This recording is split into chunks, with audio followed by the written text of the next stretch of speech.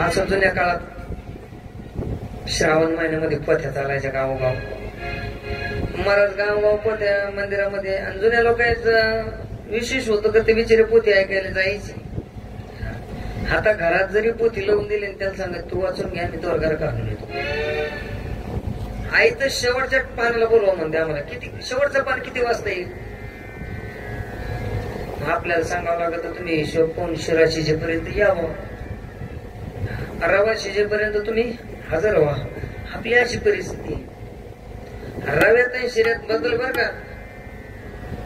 रवा वेगळा आणि शिरा वेगळा. जो मुख मर्दन केल्याबरोबर मुख उघडल्याबरोबर आतमध्ये शिर होतो त्याचं नाव शिरा, आणि जो बळस लोटावा लागतो त्याचं नाव रवा. आपल्या बाहेर जर रवा जर केला ना तर कधी कधी डिसमिस न खरडून काढावं लागत. मागच्या देवळीला एका ठिकाणी गेलो मी, त्या बाईने शंकरपाळे दिले. मी शंकरपाळ खाल्लं, पार भर चगडीत होतो. शंकरपाळ विजू काका चावायला गेलो. आज एकादशी दृष्टांत सांगू नये पण आता हो घालायला म्हणून सांगतोय. पहिला शंकरपाळा घेतल्या बरोबर मला असं वाटलं खडीच्या गंजून टायर गेलं काय हो.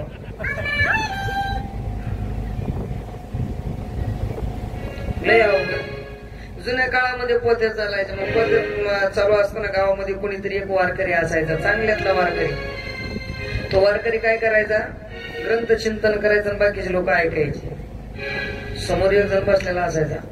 काही झाला का तो म्हणायचा खरंय महाराज.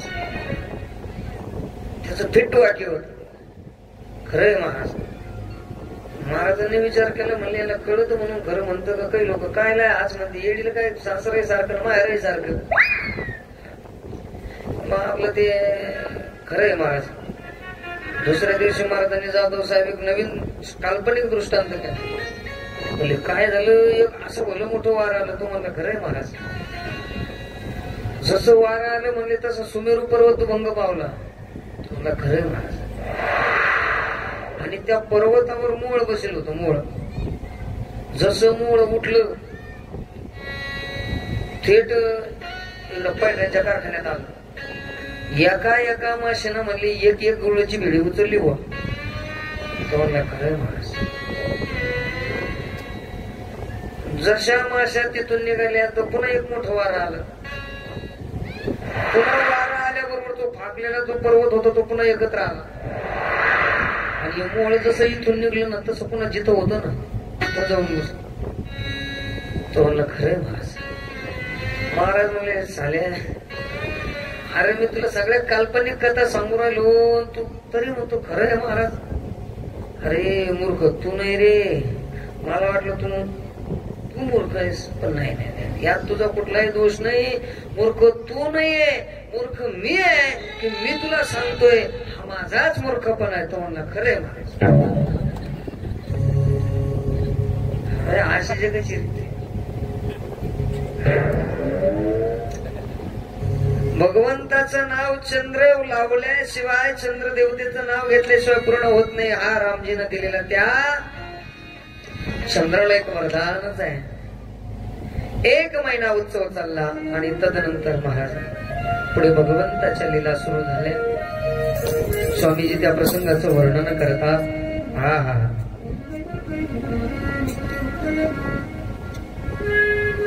भगवंताने पहिला प्रथम करवट बदलली.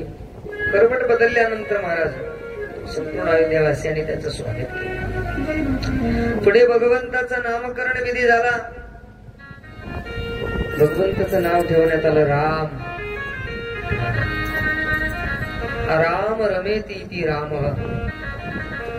जो मनाचं रमण करतो तो राम आहे. चारही बांधवाचं, चारही भावंडाचं नामकरण झालं. राम लखन भरत शत्रुघ्न. आणि महाराज पाहता पाहता भगवान चालायला लागले. रामजीचा स्वभाव आहे अतिशय शांत, अतिशय नम्र आहे रामजी. किती नम्र आहे महाराज. जर एखादा ज्येष्ठ व्यक्ती जर दिसला तर राजपुत्र असून सुद्धा आनंदानं विनयानं रामजी झुकायचे महाराज. आणि नियम आहे, जो विद्वान आहे ना तो विद्वान आपोआप झुकल्या जातो. सुभाषितकार वर्णन करतात, हे नमंती फलिनो वृक्ष, हे नमंती गुणिनो स्वस्थ काष्टानि मूर्खाश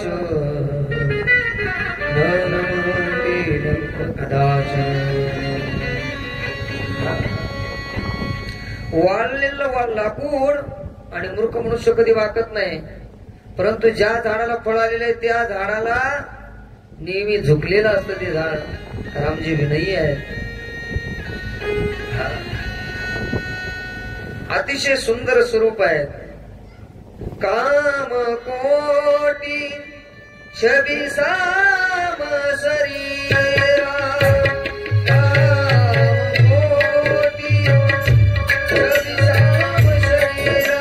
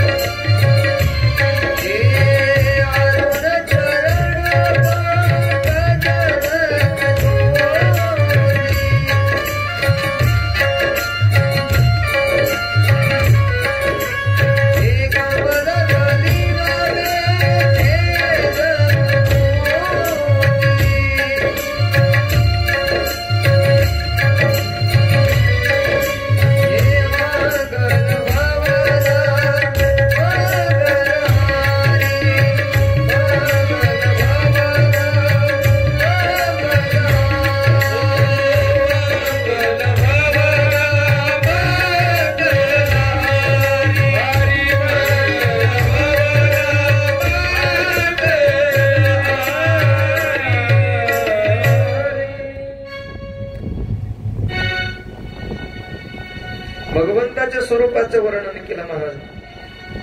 हे काम कोटीच विषाम शरीरा,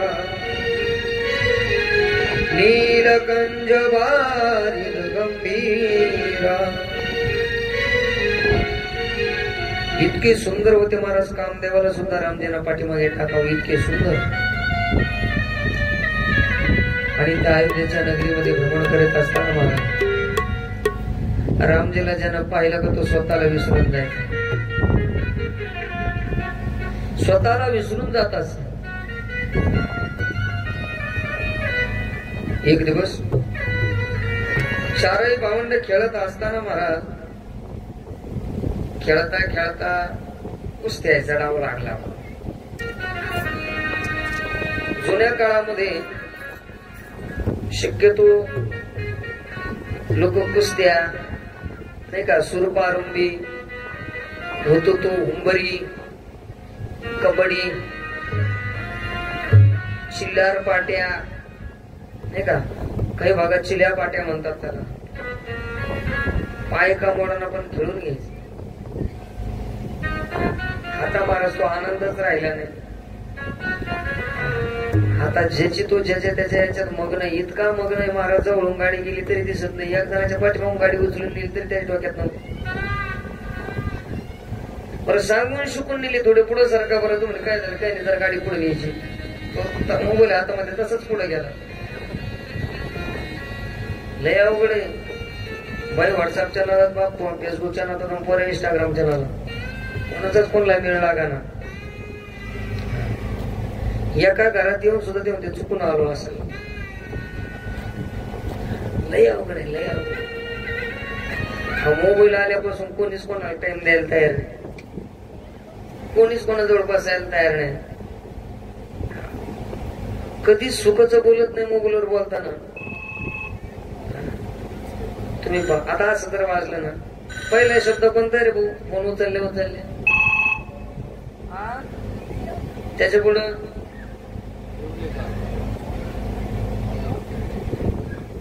पहिलं काय?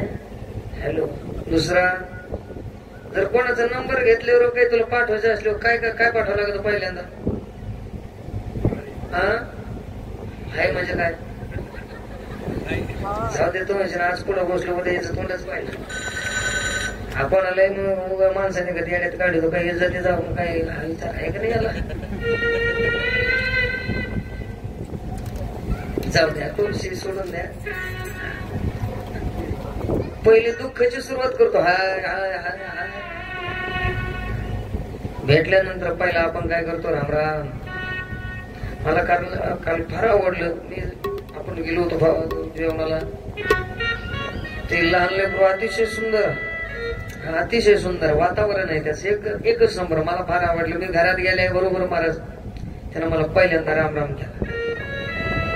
तुम्हाला एक सांगू का? कोणाला सांगू नका, पण ही खरी आपली मूळ संस्कृती आहे आणि ही सुखाची बाजू आहे. ही काय आहे? ही सुखाची बाजू आहे. जुनी मंडळी आजही जर भेटली ना, देवा राम राम घ्या, त्यांना वाणी शुद्ध होते.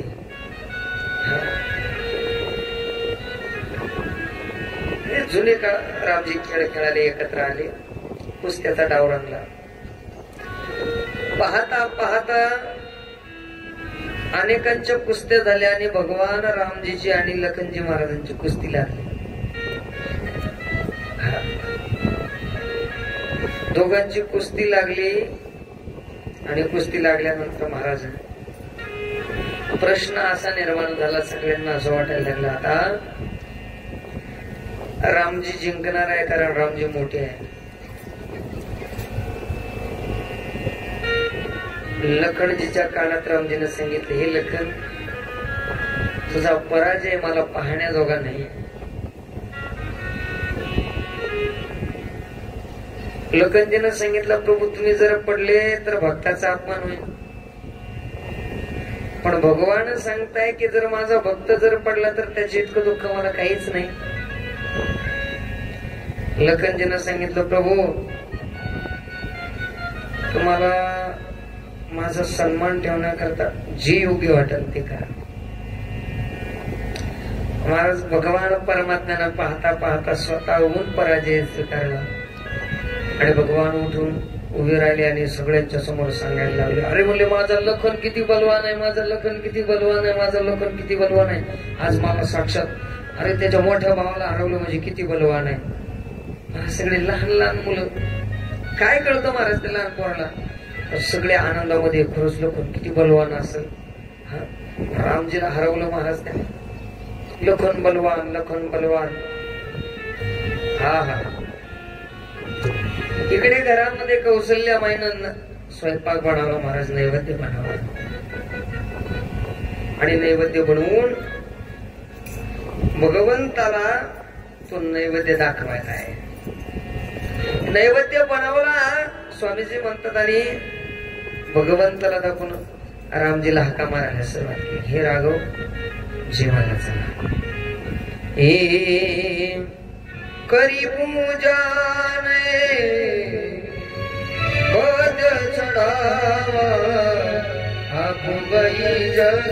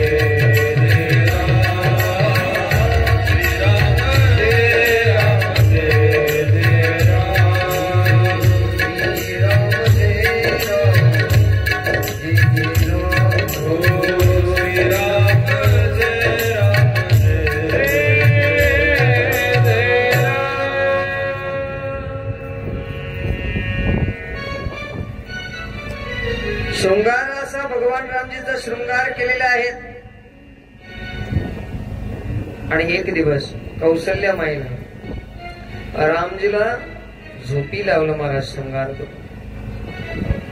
आणि कौसल्यामाई आपल्या इष्टदेवतेची पूजा करून रसोई घरात गेली आणि पुन्हा नैवेद्य घेऊन आली.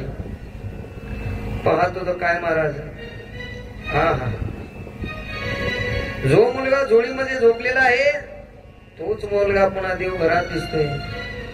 हे बहुरी मात तह वाचली आई बहुरी मात भोजन करत देख सुत जानी गई जननी शिशु पति भय भीता देखा बालक तापुनी सुता. इकडे खाताना पाहिलं कौशल्यामाई धावत धावत पाळण्यात डोकून पोहून आली तर पाळण्यात आहे झोपेल दिसलं.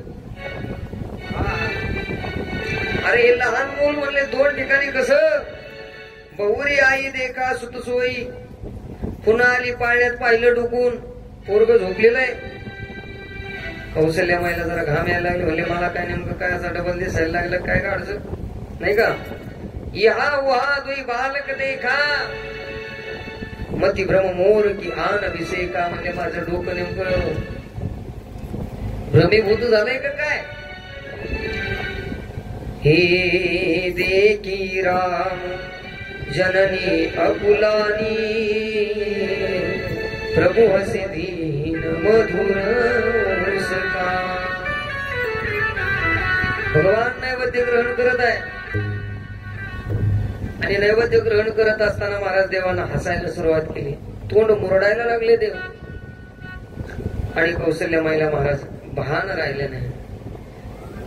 देखी माया सब विधि गाडी अति सभीत जोरे कर ठाड़ी. हे देखा जीव न चावही जाई देखी भगती जो छोरा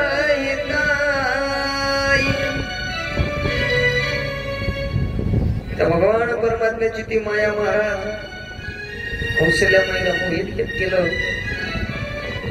आणि महाराज कौशल्यामाईला पाहणार आहे. अशी एक एक लीला प्रभू करत आहेत. बालचरित हरि बहु विधि कीना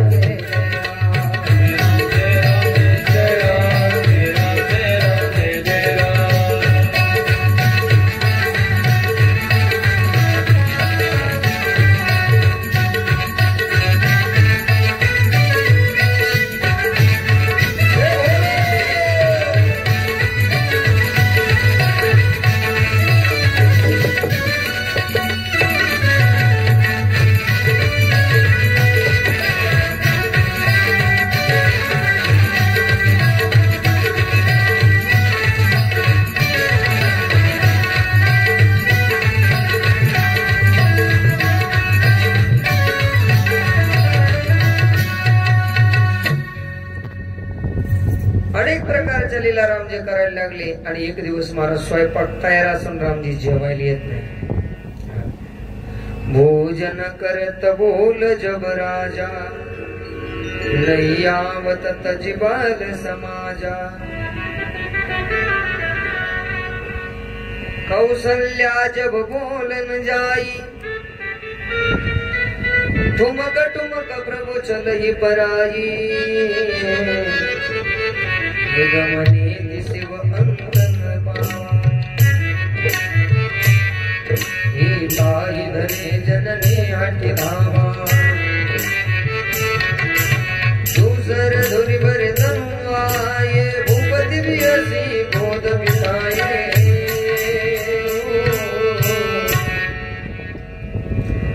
धावत पळत रामजी आले आणि रामजीनं महाराज हातपाय धुवून स्वच्छ अगदी अतिशय निर्मळ होऊन राजा दशरथाच्या मांडीवरती जाऊन बसले महाराज. हात धुवून बसले पण डोक्याला पाहिलं महाराज सगळीच त्या डोक्यावर सगळी धुळच धूळ, कुरळे केस आहे. काय आनंद वाटत असं महाराज राजा दशरथाला. जगाचा मालक आहे. स्वामीजीनं सांगितलं, स्वामीजी म्हणतात निगम नेती, निगम म्हणजे वेद, निगम नेती शिव अंत न पावा, ताई धरे जननी हाटी धावा. अरे ज्याला पकडण्याकरता योग योगी करतो, ज्याला पकडण्याकरता जपी तप करतो, संन्यासी अंगाला राख लावून बसला महाराज. योग जप तप ध्यान धारणा हे काय सोपं आहे का? वर्णन आपले ज्ञानेश्वर महाराजांनी 6व्या अध्यायामध्ये ज्ञानेश्वर मध्ये केलेले बघा तुम्ही. आणि महाराजांचं प्रसिद्ध प्रमाण आहे.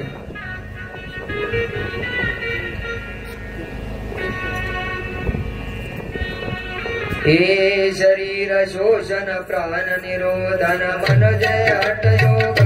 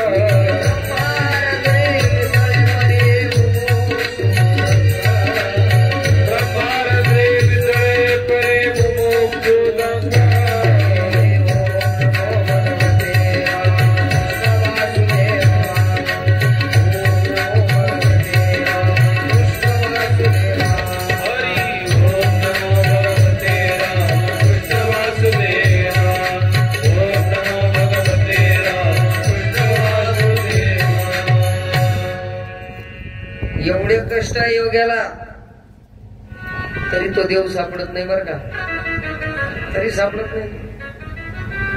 शरीर शोषण प्राण निरोधन मनोजे हठ योग, भूत पीडन कुंडलिनी कलिमल दलभंग, ऊर्ध्व वायूचा श्वेत तोडून करिवो वनभंग, ब्रह्मारंध्री मिसळे परी मुमुक्षुदंग, ओम नमो भगवते राम कृष्ण वासुदेवा. मनोजय वासना तोडून केली बी मोठी मणिपूर नगर. ही सगळी योगाची भूमिका आहे. तरी त्यांना तो देव सापडत नाही महाराज, ते तत्व सापडत नाही. भगवान शिवाला सुद्धा त्याचा अंत लागला नाही. ज्ञानेश्वर महाराजांनी वर्णन केलं, जेत शंभूचे ही तपन पुरे लक्ष्मीचे थोर पडस रे. बरेच लोक म्हणतात हा माझा देव काळाला. हा तुमचा गुळचट बावळटपणा आहे. जर म्हणलं तुम्हाला मला देव कळतो बा,